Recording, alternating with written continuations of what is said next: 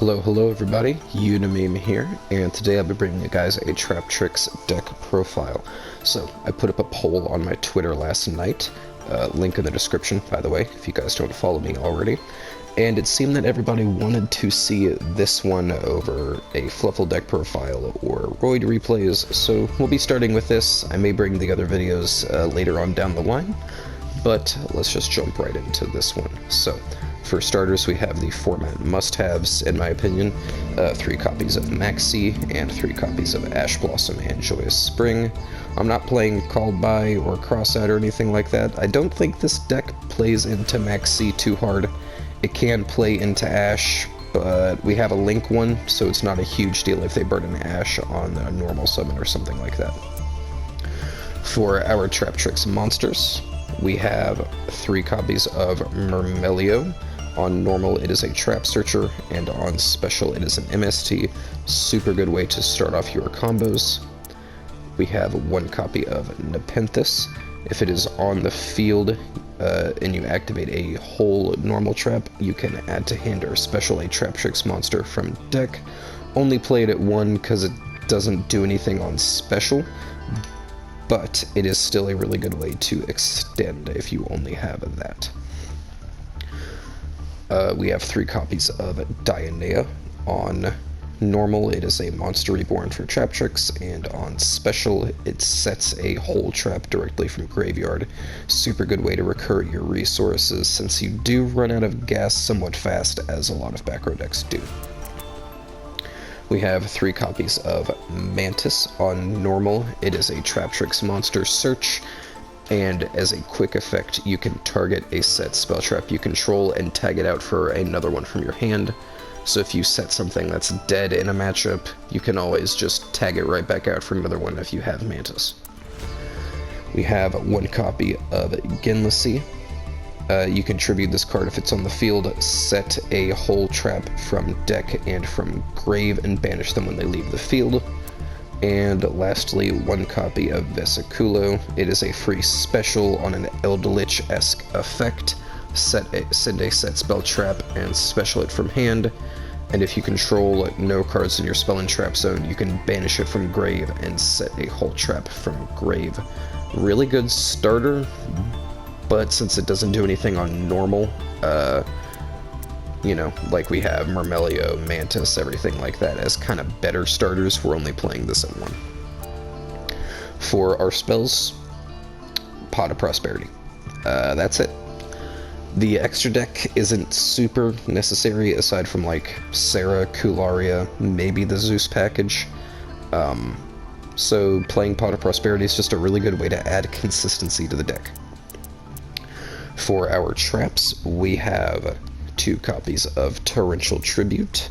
A really good way to just wipe combo boards as they're starting out, and it is searchable, quote-unquote, off of Traptrix, so, you know, they'll see it coming, but if you don't have a way to deal with it, you don't have a way to deal with it. We have 3 Trap Hole Nightmare. It is a special summon monster negate and a pop, basically a Barone effect on a trap card that you can recur. Really good to have at 3. We have 3 Floodgate Trap Hole. Book of Moon, but they can't flip back, is really detrimental in some matchups. 2 copies of Network Trap Hole. If they summon a monster from main deck or grave, banish it face down. That is the best kind of removal in the game. So it is really good to have at 2 copies, especially when specialing from the main deck and from the graveyard is super prevalent, with like Monster Reborn being free to play, Drytron being really good, and Adamantipator being really good and stuff like that. This can absolutely screw over some decks.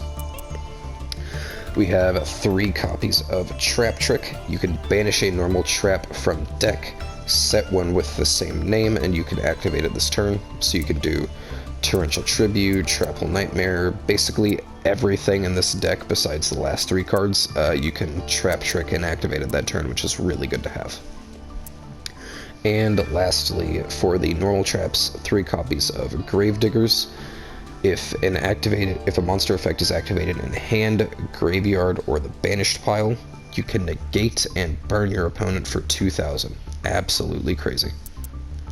For our counter traps, 2 copies of Solemn. It's just a really good card to have.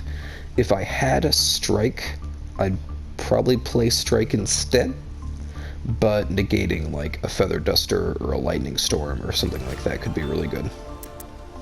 And lastly, 1 copy of Imperial Order.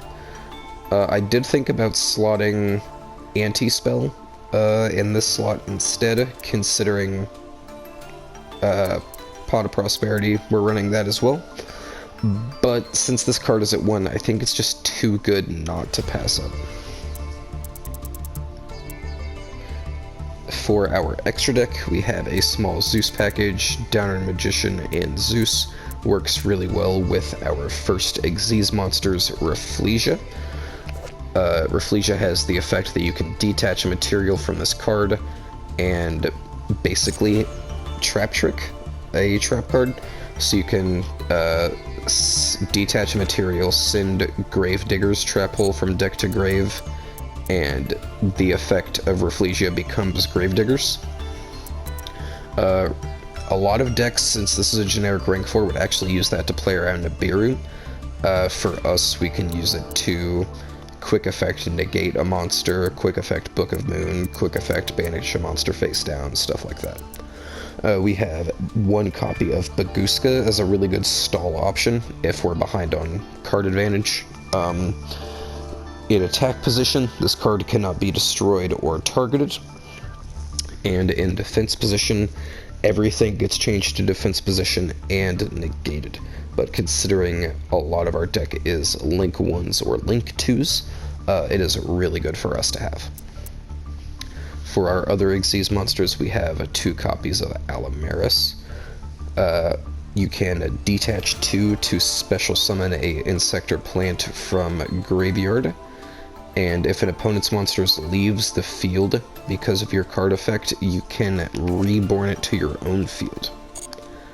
Which is very funny to negate and pop with Trap Hole Nightmare and summon it back if they have like a monster reborn or something to your own field. It's like a totally awesome, or a utopic Draco Future, I think is the Xyz monster that's been seeing play right now.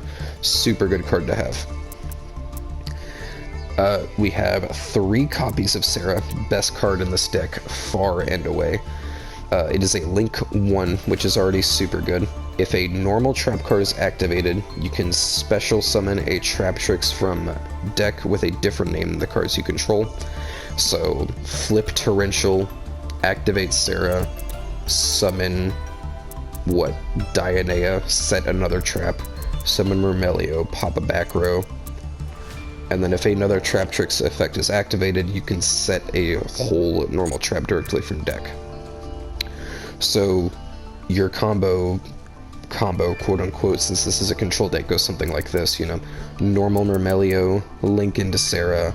On turn 2, say you activate Trap Hole Nightmare, that procs Sarah, special Dionea, reset a trap if you've used one already, Murmelio, pop a back row, and then you can set another trap from deck, which is super good. For our Link good stuff, we have a copy of Cerberus, which is a pop for main monster zone special summon monsters, and Phoenix, which is a back row pop. Co-linked, you can draw a card, and Sarah's Link arrows are really good for that. And so is our next monster, since, you know, same Link arrows basically. Traptrix Kularia. After you activate a whole trap, you can set it back instead of sending it to the grave, and on end phase, it's a reborn. What? Getting to keep a Gravediggers or a Trap Hole Nightmare on field, and on end phase, proccing Dionea, proccing Murmelio is insanely good. I didn't see a lot of decks playing this at 3. I absolutely max out on this. It is absurdly good. So yeah, that is the Traptrix profile I have for you guys. I still have to do some more testing, but I'm really confident in the list as it is right now. I will be streaming some games with this list at some point later this week or next week. My Twitch is also in the description, by the way. But yeah. Thank you guys for tuning in.